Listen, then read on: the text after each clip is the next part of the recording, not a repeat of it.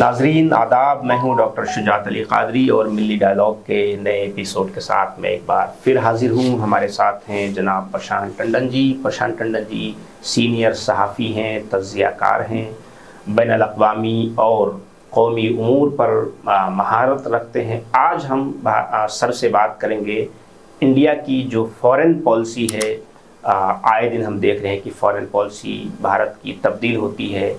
America का कुछ बयान आता है, उसके बाद हमारे यहाँ की वजारत ख़ारजा का बयान आता है और फिर एक नई बहस छिड़ जाती है। इस पूरे मौजू पर हम सर से बात करेंगे, समझेंगे। सर आपका खैर मकदम है, वेलकम है। सर सबसे पहले तो हम बात करें भारत की जो ख़ारजा पॉलिसी है, बिलखुसूस अमेरिका के ताल्लुक़ से। तो जैसा कि ट्रंप 1 में देखा कि भारत के ताल्लुकात यूएस के साथ बहुत अच्छे थे और ये कहा जाता था कि ट्रंप और मोदी की एक अच्छी जोड़ी है।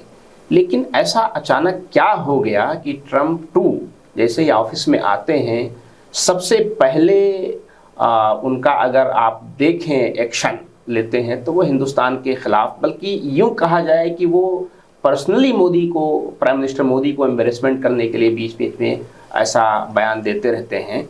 इसको आप क्यों देखते हैं? ये तब्दीली क्या, इस तब्दीली की वजह क्या है? जी देखिए, मैं आपके सवाल का जवाब दूँ उसके पहले एक छोटी सी इम्पॉर्टेंट इन्फॉर्मेशन कि आज ही जब हम लोग बात कर रहे हैं तो अभी कुछ घंटे पहले ट्रंप और चीन के राष्ट्रपति शी जिनपिंग से बातचीत हुई है साउथ कोरिया में, और ट्रंप ने चाइना के ऊपर जो टैरिफ था वो घटा दिया है और वो 47% इफ़ेक्टिवली है और भारत अब सबसे ज़्यादा टैरिफ वाला देश बन गया है। तो इसके क्या इम्प्लिकेशंस हैं, इसको कैसे भारत को कैसे इम्पैक्ट करेगा, इस पे हम लोग चर्चा करेंगे। लेकिन पहले आपके सवाल पे बात करते हैं। देखिए, फॉरेन पॉलिसी में दो बड़ी ख़ास बातें होती हैं। एक कि फॉरेन पॉलिसी कोई इमोशनल कॉल नहीं होती है कि हमको कोई एक व्यक्ति पसंद नहीं है या ये अच्छा है या ये बुरा है या इसकी शक्ल अच्छी नहीं है या किसने हमको रेड कारपेट दिया, किसने नहीं दिया, कौन किसने गले लिपट लिया, इन सब पे नहीं होती फॉरेन पॉलिसी। इमोशनल कॉल नहीं होती। फॉरेन पॉलिसी का सिर्फ एक उद्देश्य होता है, वो होता है नेशनल इंटरेस्ट। अपने वतन का, अपने देश का हित किस में है। और दूसरी चीज़ जो फॉरेन पॉलिसी की बड़ी ख़ास बात होती है कि वो कोई एक सीधी सड़क पे चलने वाली गाड़ी है। वो दाएं बाएं नहीं जाती है बहुत आसानी से। यानी सरकारें बदलती हैं लेकिन फॉरेन पॉलिसी एक सरकार से दूसरी सरकार तक तकरीबन वही रहती है। और कोल्ड वॉर के समय से भारत की एक मुसलसल जो विदेश नीति रही है वो ये रही है कि हम किसी कैंप में नहीं है जी। गुट निरपेक्ष। तो गुट निरपेक्ष भले ही आंदोलन के तौर पे इरेलीवेंट हो गया, लेकिन भारत की नीति वही रही है। दूसरी भारत की एक बड़ी अच्छी एक कामयाब विदेश नीति रही, वो थी नेबर्स के बारे में जी, कि हमारे अपने नेबरहुड से संबंध कैसे हैं। वो संबंध अच्छे होने चाहिए।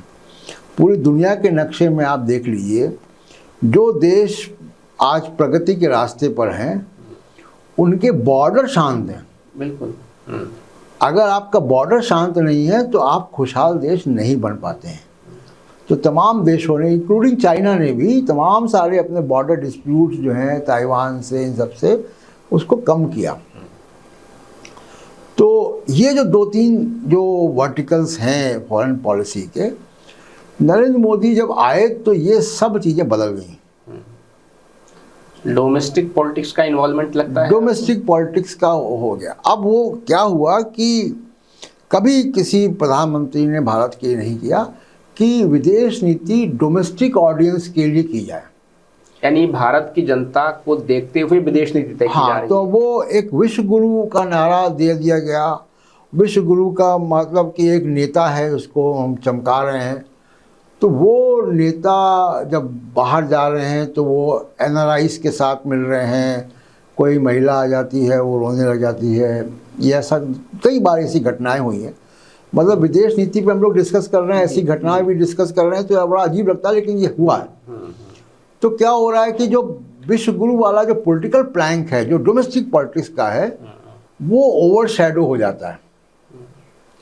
तो विदेश जो दौरे हैं, विदेशी दौरे, उनमें एनआरआईज के साथ जो मीटिंग है वो ही ज़्यादा दिखाई देती है, और जो बंद कमरों में बातचीत है कि उसका क्या हासिल है वो नहीं आता, वो खबरों से हट जाता है, और इसका नुकसान भारत को बहुत देना पड़ा है। दूसरी चीज़ होती है कि अपनी भारत की जो सेल्फ रिस्पेक्ट है जी, जो भारत की सॉवरिटी है, इसको तमाम नेता बड़ा प्रोटेक्ट करते हैं। आज तक नहीं हुआ कि किसी और देश ने कहा हो कि हमने सीज फायर करवाया। ट्रंप ने अभी 24 घंटे पहले भी ये बात कही है, शायद 60 मरतबा कह चुके हैं इस बात को, गिनना भी छोड़ दिया। हाँ, लोगों ने इतना ज़्यादा, वो जब भी उनके सामने कैमरा आता है वो यही बोल देते हैं। तो और साथ साथ वो मोदी जी की तारीफ करते हैं और ये भी बोलते हैं, लेकिन वो तारीफ पाकिस्तान के प्रधानमंत्री की भी करते हैं, ज़्यादा करते हैं उनकी, और ज़्यादा करते हैं। बल्कि कल वो उनके फील्ड मार्शल की, आसिम मुनीर की बहुत तारीफें कर रहे थे कि फील्ड मार्शल और बहुत बड़ी चीज़ होता है वगैरह वगैरह, वो बता रहे थे। तो ये 2-3 चीज़ें भारत की फॉरेन पॉलिसी के बड़े पिलर्स रहे हैं। एक कि हमने अमेरिका को, रूस को, महाशक्तियों को पाकिस्तान के करीब नहीं आने दिया। दूसरा कि मैडलिन अल्ब्राइट के तक, उसके बाद जितने आए विदेश मंत्री अमेरिका के, हमने इंडिया पाकिस्तान को डिहाइफिनेट कर दिया, यानी एक ही सेंटेंस में अमेरिका का कोई अधिकारी, राष्ट्रपति, उपराष्ट्रपति, विदेश मंत्री, कोई अधिकारी भारत पाकिस्तान का नाम नहीं लेगा। भारत से अलग डील करेगा, पाकिस्तान से अलग डील करेगा। अब ऐसा नहीं है, अब ऐसा नहीं। अभी आप देखिए ना कि जब हम बात कर रहे हैं उसके 24 घंटे पहले भी ट्रंप ने इंडिया पाकिस्तान को एक ही सेंटेंस में बोला। तो ये बड़ी विफलता रही है भारत की विदेश नीति की। जहाँ तक पड़ोसियों के साथ संबंध है, आप देखिए कि मालदीव भी कह रहा है कि जी हम दिल्ली बाद में आएंगे, पहले हम चीन जाएंगे। बांग्लादेश चला ही गया, बांग्लादेश चला गया। नेपाल आपको आंख दिखाता है। पाकिस्तान तो है ही जो है। तो आपकी जो विदेश नीति है, जो नेबर्स वाली, वो फेल है, वो भी विफल हुई। और ये गुजरात डॉक्ट्रिन जो थी, गुजरात साहब कम समय प्रधानमंत्री रहे, लेकिन ये बड़ी सॉलिड उन्होंने काम किया था कि गुजरात डॉक्ट्रिन थी कि नेबरहुड से रिलेशन हमारे अच्छे होने चाहिए। अच्छा सर, हमारे प्राइम मिनिस्टर साहब को विदेश दौरों की बहुत ही ज़्यादा मतलब ख्वाहिश होती है, और अक्सर देखें, यानी मोदी फर्स्ट में जब पहली मरतबा आए तो दौरों की उन्होंने पूरी लाइन लगा दी, दूसरे में भी किया, फिर कोविड आ गया तो शांत रहे, जा ही नहीं सकते थे। फिर इस सरकार में, यानी 2024 के बाद बनी, उसमें भी उन्होंने काफ़ी दौरे किए। अभी 2 बड़ी इंटरनेशनल फोरम पे जो कार्यक्रम हुआ है, एक तो यूनाइटेड नेशन का, यूएनजीए का जो मैं कह रहा हूँ, यूएनजीए का जो हुआ, और अभी जो आसियान का हुआ, इन दोनों में हमारे प्रधानमंत्री, उसके पहले एक और हुआ शर्म एल शेख में जो गाजा पीस प्लान, 3 जोड़ लीजिए आप। तो हमारे प्राइम मिनिस्टर की तो ये दिली ख्वाहिश रहती है कि अंतर्राष्ट्रीय फोरम पे जाएं, और वहाँ जैसा आपने बताया कि एक प्री प्लान चीज़ें होती हैं, उसके बाद में वो अपनी शख्सियत को उभरवाएं, दिखाएं। इन तीनों में वो गायब हैं। ये क्या वजह हो सकती है इसकी? वजह यही है कि ट्रंप को अभी वो फेस करना नहीं चाहते हैं। अच्छा। जब तक कि ट्रेड नेगोशिएशंस जो है, टैरिफ नेगोशिएशंस किसी मुकाम पर ना पहुंच जाए, या ट्रंप फिर उनके सामने ही कुछ ना बोल दे। और दूसरा एक खतरा ये भी है कि इमेज का मामला है, और ट्रंप भी ट्रंप की भी जो पॉलिटिक्स है, विदेश नीति, वो भी डोमेस्टिक ऑडियंसेस के लिए है। वो अमेरिका फर्स्ट या make America great again, mega का आंदोलन लगातार उनका चलता रहता है। तो वो दोनों लोग एक ही, जिसको कहें कि जॉनर के पॉलिटिशियन हैं, और दोनों अटेंशन सीकर्स हैं। दोनों फॉरेन पॉलिसी का इस्तेमाल अपनी डोमेस्टिक पॉलिटिक्स में कर रहे हैं। और जाहिर सी बात है कि ट्रंप जो है बड़ा खिलाड़ी है, ताकतवर देश है, और ट्रंप को बोलने में, मीडिया से बात करने में हिचक नहीं है। मोदी साहब का वहाँ पे एक नेगेटिव पॉइंट आता है कि मोदी साहब मीडिया से बात नहीं करते हैं, अपने देश में भी नहीं करते, बाहर भी नहीं करते। ट्रंप के साथ ये एक खास बात है कि वो मीडिया से बेझिझक बात करते हैं, और कब क्या बोल देगा और हाँ, वो आपके सामने बोल देगा, आप जवाब नहीं दे पाएंगे। ऐसा हुआ भी है कि जॉइंट प्रेस कॉन्फ्रेंस हो रही थी और उसने ट्रंप ने बोल दिया और मोदी साहब खामोश हो गए, या एक बार अडानी पे सवाल आ गया था और खामोश हो गए थे वो। तो ये मसला है कि, और बड़ा नुकसान क्या हुआ कि गाजा पीस प्लान पे अगर भारत की मौजूदगी होती प्रधानमंत्री की, तो हमारा जो स्टेक होल्डिंग है ग्लोबल पीस में, ग्लोबल अफेयर्स में, उसमें बढ़ता, हमारा एक फुट होल्ड होता, और उसमें मोदी जी का भी एक वाहवाही होती यहाँ पे भी कि वो भी शामिल है।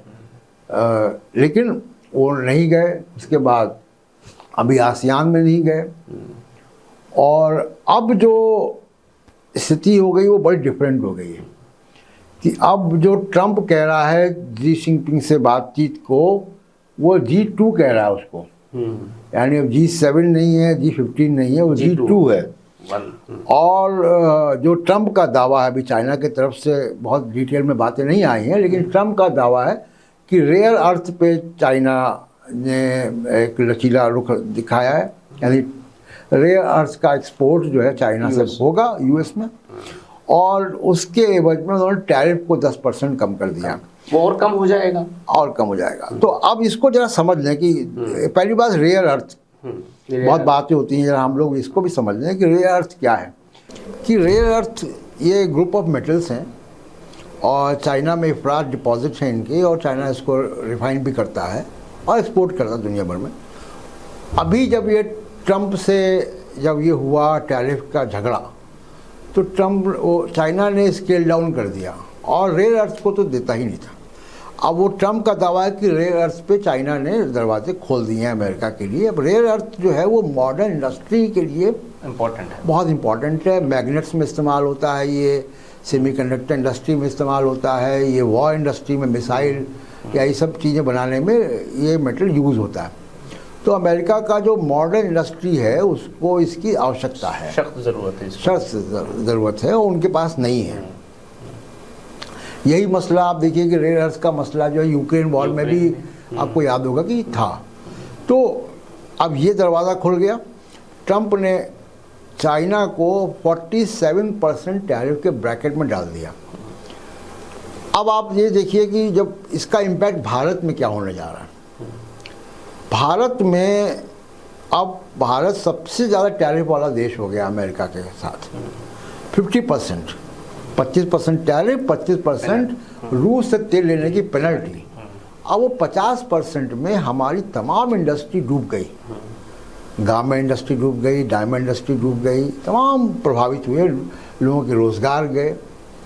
और अब दूसरा के मसला ये हुआ कि जब चाइना में 47% चाइना का हो गया, तो जो थोड़ा बहुत स्कोप भी था ग्लोबली एक्सपोर्ट का, और जब हमारी यूरोपियन यूनियन से ट्रेड नेगोशिएशन चल रहे हैं, अभी बयान आया है पीयूष गोयल का, तो अब वो सब कुछ प्रभावित होगा।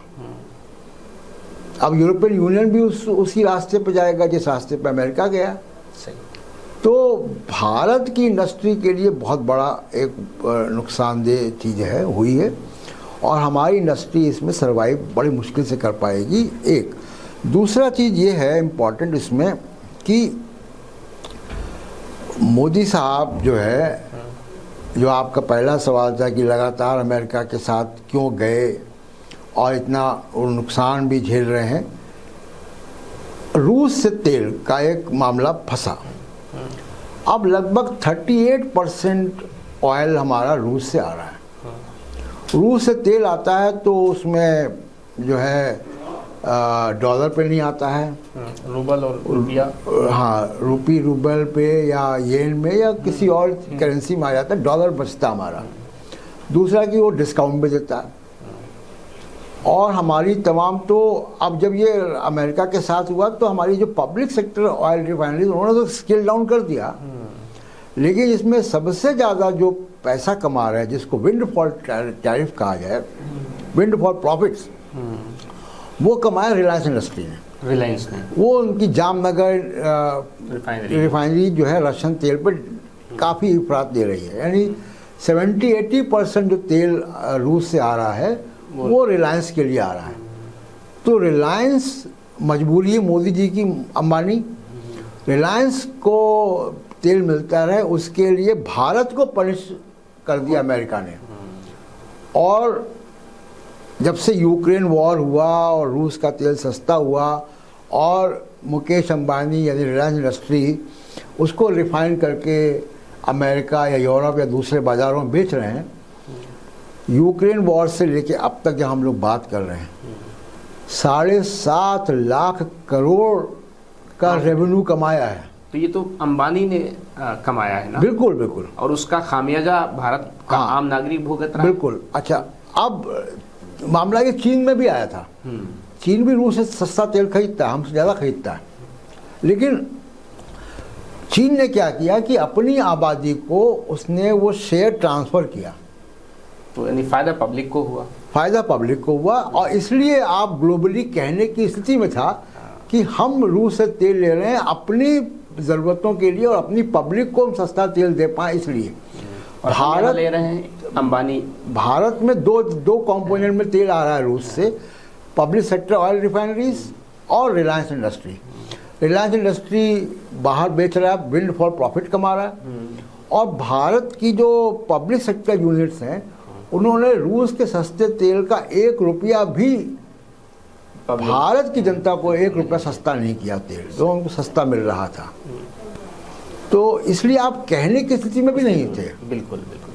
सर, एक बहुत इम्पोर्टेंट सवाल यहाँ बहस होती है कि जो हमारे फॉरेन मिनिस्टर हैं डॉक्टर एस जयशंकर, वो उनकी नीति ने नुकसान पहुँचाया है। फिर ये भी बहस होती है कि क्या एक ब्यूरोक्रेट को या एक डिप्लोमेट को फॉरेन मिनिस्टर होना चाहिए, या एक राजनेता जो ज़मीन से आता है, वो जनता की भावनाओं को समझता है, सेंटीमेंट को समझता है, उसके हिसाब से फैसले लेता है। इसको आप कैसे देखते हैं? पहले तो जयशंकर को कितने नंबर देंगे आप? फिर ये जो बहस चलती है कि डिप्लोमेट सही है या फिर राजनेता सही, पॉलिटिशियन सही है। देखिए,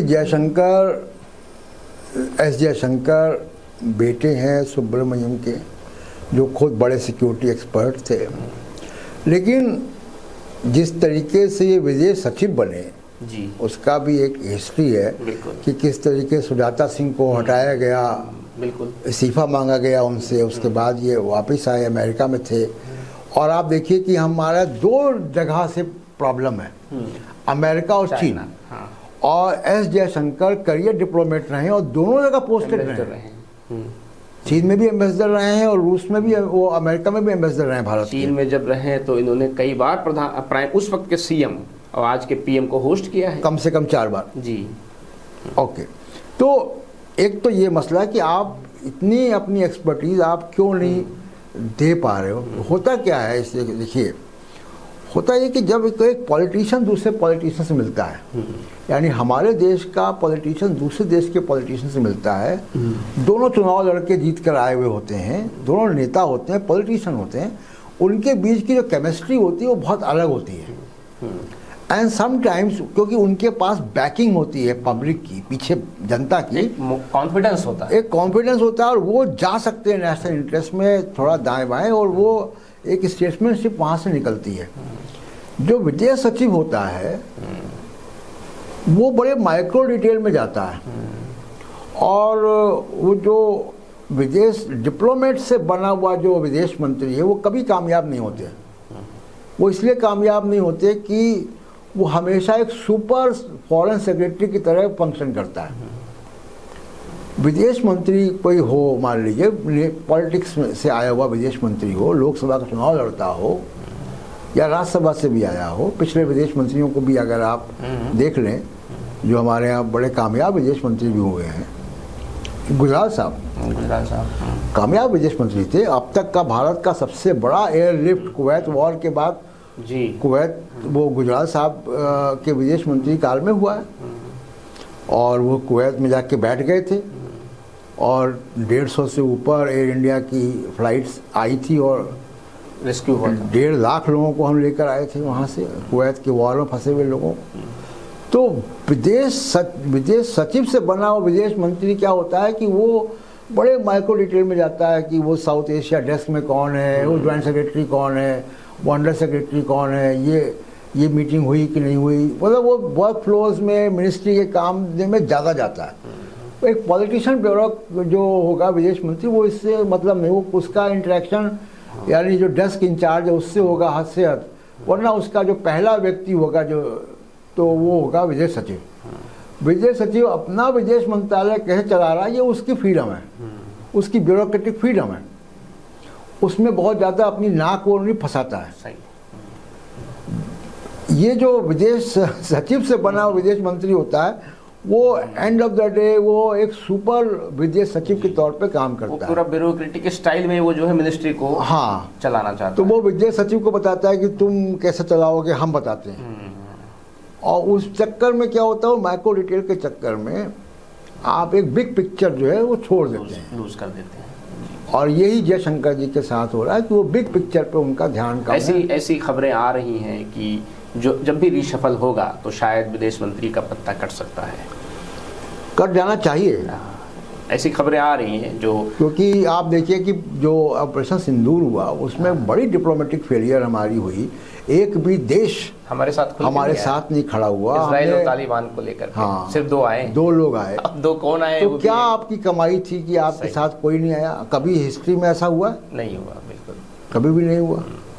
तो ये एक बड़ी विदेश नीति की फेलियर थी और उसमें उनको तुरंत हटना चाहिए था, लेकिन अभी तक उनको मौका मोदी जी ने दिया हुआ है। बड़े शायद ऐसा कहते हैं कि जब चीन में वो चीन में एम्बेसडर थे इंडिया के, तो उस वक्त का कुछ एहसान है मोदी जी पे, उन पे।